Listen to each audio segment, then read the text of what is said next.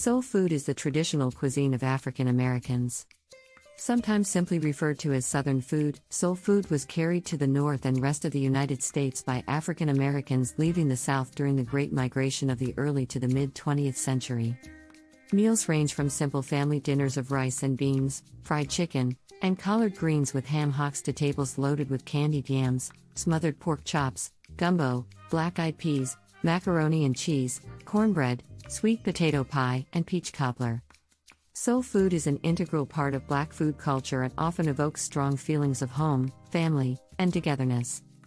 This article explains the basics of soul food, explores whether it's healthy, and provides simple tips to boost the nutrition of soul food dishes.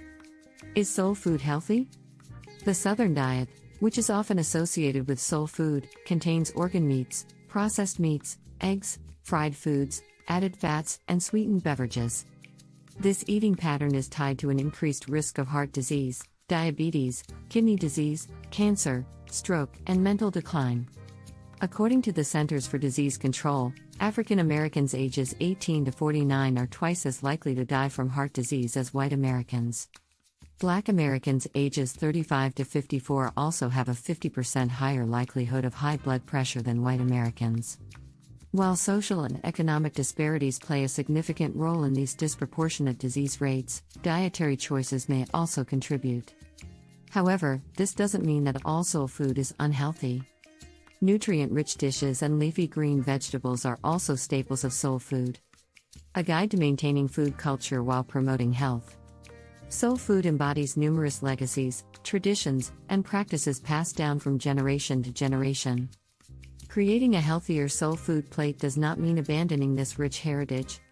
In fact, making small modifications to recipes and cooking methods may help boost dishes' nutrient profiles while maintaining flavor, richness, and cultural traditions. Choose more plant-based foods.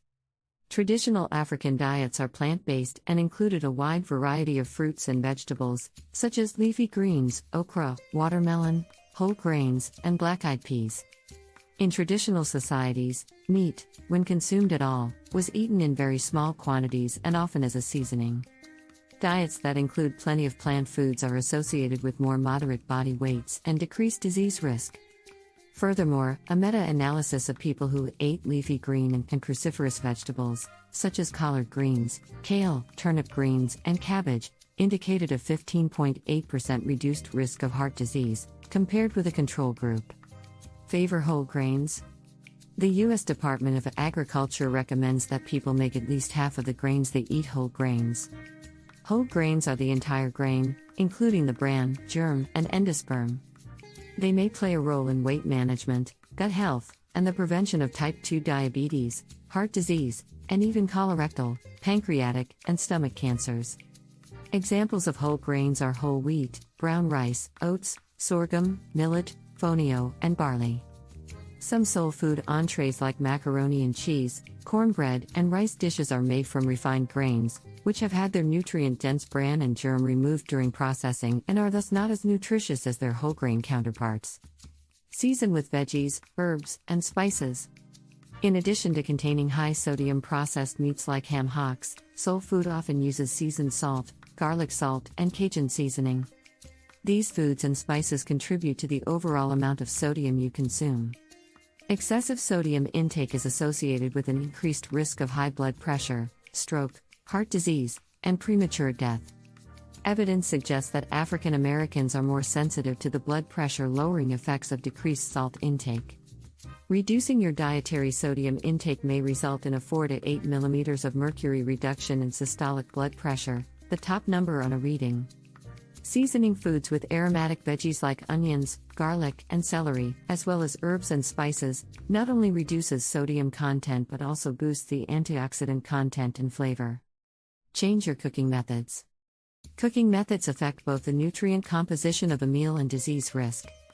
Observational studies in postmenopausal women associate fried foods like fried chicken, fried fish, and fried potatoes with a higher risk of all-cause and heart-related mortality.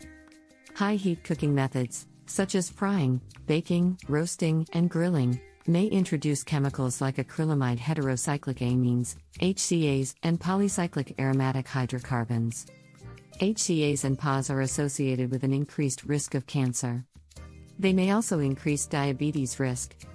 While boiling and stewing are healthy alternatives for cooking meats, grains, and vegetables, they may result in a loss of nutrients like vitamin C, lutein, and beta-carotene. If you opt for boiling or stewing, you can still glean some of the lost nutrients by adding the nutrient-rich liquid or pot liquor into other dishes. Make healthy swaps. Modifying recipes by substituting healthier ingredients for high-fat, high-calorie, high-sodium options is an effective way to honor family traditions without giving up on flavor. Food is deeply intertwined with celebration, family, emotion, legacy, and identity. On occasion, give yourself permission to enjoy your favorite dishes. In situations with multiple favorite dishes, watch your portion sizes. A good rule of thumb is to make non-starchy veggies half of your plate, starches a quarter of your plate, and protein sources the last quarter of your plate. Recipes to try. If you're interested in diversifying your soul food plate, check out this recipe booklet from the National Institutes of Health. It includes heart-healthy recipes for veggie stew, chicken gumbo, smothered greens, cornbread, sweet potato pie, macaroni and cheese, and more. Thanks for watching the video. Please don't forget to like and subscribe.